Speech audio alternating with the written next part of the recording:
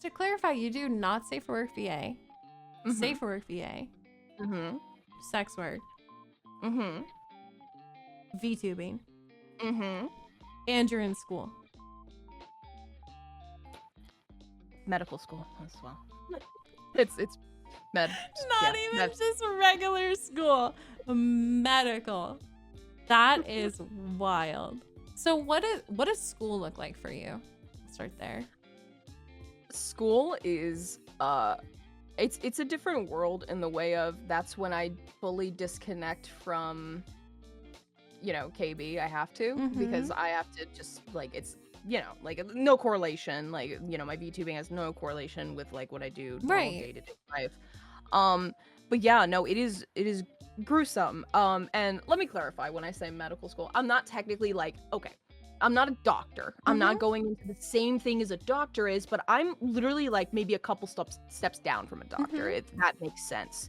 Because I'm not going for like a doctorate degree, but I'm definitely like up there when it comes to schooling.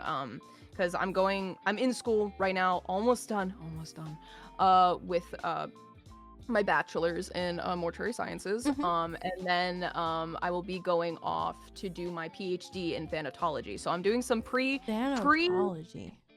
It's the study of death. So like essentially for people that are like in hospice and stuff like that. Like, I could be a counselor if I wanted to be like later in life. Just to like help people like grieve and stuff like that, or like what the process of from birth to death. Like that I learn about the entirety of like a average person's life from birth until death.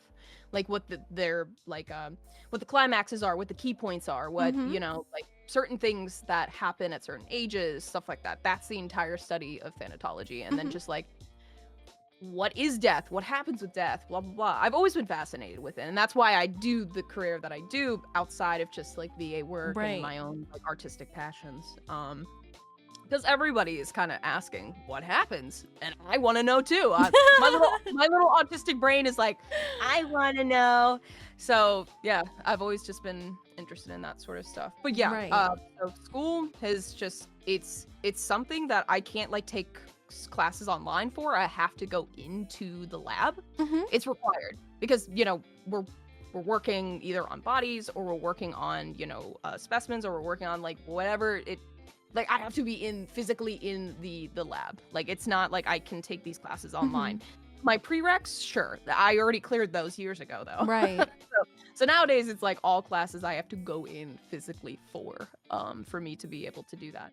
What is your goal for, like, this job? So you're studying now. Do you want to work with bodies? Like, what's your future in it? I want to own a funeral home. So I want to own just like a funeral home, everything that to go with that, like as a business as a whole, because I could go into a whole rant about this. I won't. The funeral industry is really family locked in the way of yes. So if you ain't a part of the family, you cannot get a job there. Usually, most of the time, because it's so tight knit. So tight knit because they want to keep.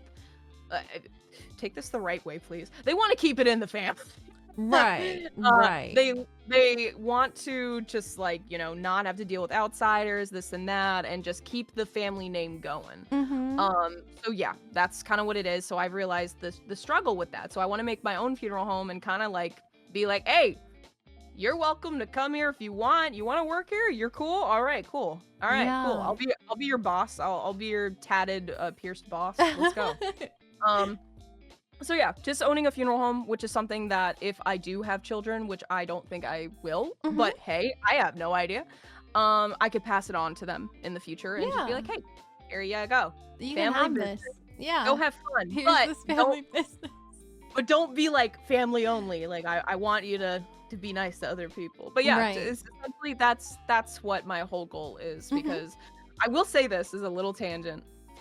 Streamers that put everything into streaming and their whole, like, everything, like the gamble of just streaming only and that's it, that's so silly and so don't do that. Risky.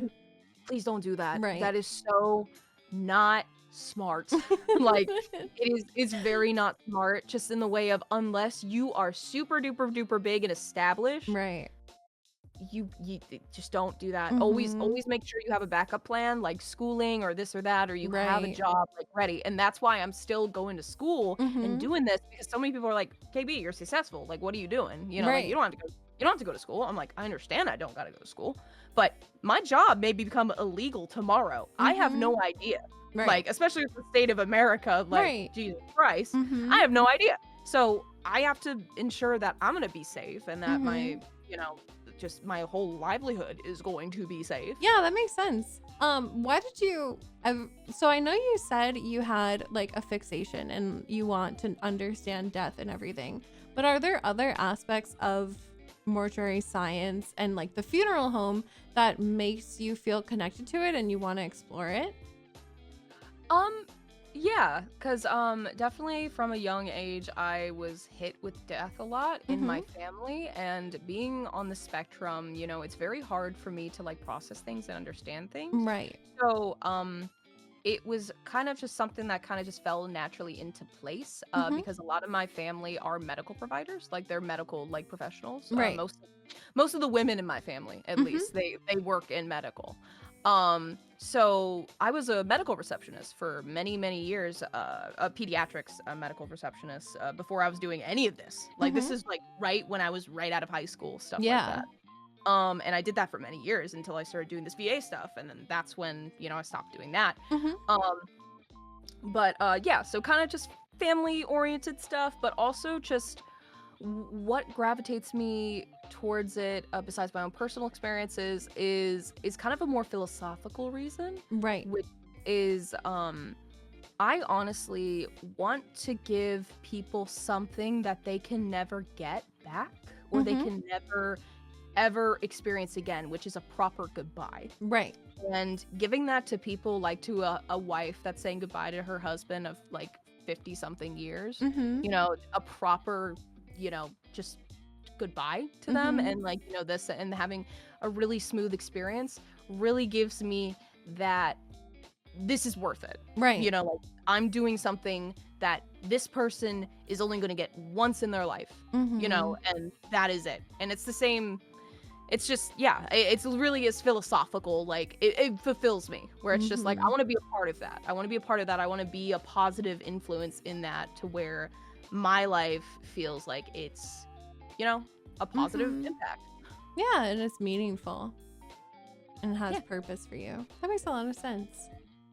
Yeah, because most people think because I'm goth, they think I would just give the standard answer, like, oh, I like messing with bodies. You know, like, no, I mean, I it's definitely cool. didn't think that, but yeah, that's interesting. Do you like messing around with dead bodies? No,